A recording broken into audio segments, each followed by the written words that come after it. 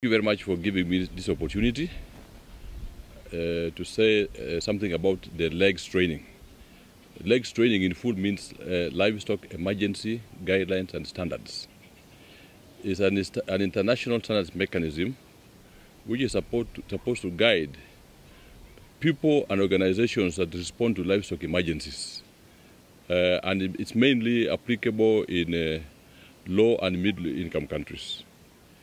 This training is important for these people, not for veterinarians, other livestock professionals, but also for policymakers and even for community members, anybody who's involved in responding to livestock emergencies. It's important that we, as we respond to emergencies, which could be in our part of the world, it could be floods, or which is rapid onset, or it could be drought, which we call slow onset. It's important that people are equipped with these guidelines and standards so that we've got a standard way of planning, implementing, monitoring and evaluating responses. Because our aim is to ensure that we've got impactful, effective, efficient and accountable interventions. And they should really be targeting the livestock owner. The livestock owner is the one who should be the one that's benefiting. So one of the key things that we have learned in this LEGS training is the importance of ensuring that there's active participation of the targeted communities. They should have a say in how these activities are implemented in their areas.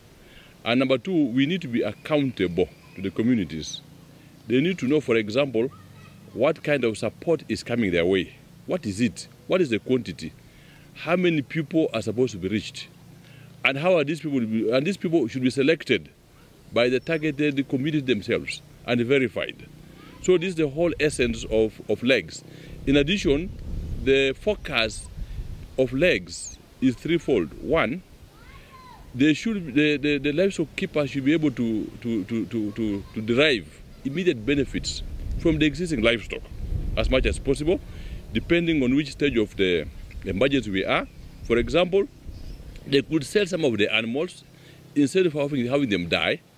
And once they sold these animals, they can use the money to buy food, or some of the money can be saved and can be used later to rebuild their livestock assets. And number two, also we should work at protecting the livestock assets. Depending on emergency, this could mean providing feed, it could mean providing animal health services, it could mean even providing water, or a combination of them all. So that is really the whole essence. And the third one is that once the emergency is coming to an end at the recovery level, also there's a way in which we can be guided to help these people in the recovering of their livestock assets. Therefore, this training has brought together participants from NGOs. It has also brought participants from the county governments of Isiolo as well as Samburu. It has also brought even participants from National Drought Management Authority. So the training is very, very relevant for these two counties, because as we know that these counties are frequently exposed to impacts of climate change. We are seeing, for example, droughts are becoming very frequent, and then these are followed by floods. Therefore, this training is very important, and we believe that this training will be useful to reach even more people, especially people who respond to livestock emergencies. So I would like to thank you very much for giving me this opportunity to share. My name is Dr Chaulo, working with the county government of Isiolo in the Department of Livestock Production. The LEGS training has really equipped us as a department to take active role in the planning and implementation of emergency livestock interventions. So at our department, we are now empowered to do the timely emergency interventions. The training is important to Isiolo people because Isiolo we frequently face some emergencies like drought, conflict. So this training is very important to the department, and it will enable us to respond in time to address, to save more lives and livelihoods. So my name is Daniel Waturu work for the Samburu County government as a veterinary officer. I'm a beneficiary of the LEGS training that has been there for the last 3 days. I benefited in this training, and because LEGS helps us in building, responding to livestock emergencies. And me as a veterinary officer, I've seen that veterinary intervention as one of the technical interventions is very relevant across the emergency period. So whenever we have a route, veterinary is very key, is very essential in doing this, in responding to livestock emergencies.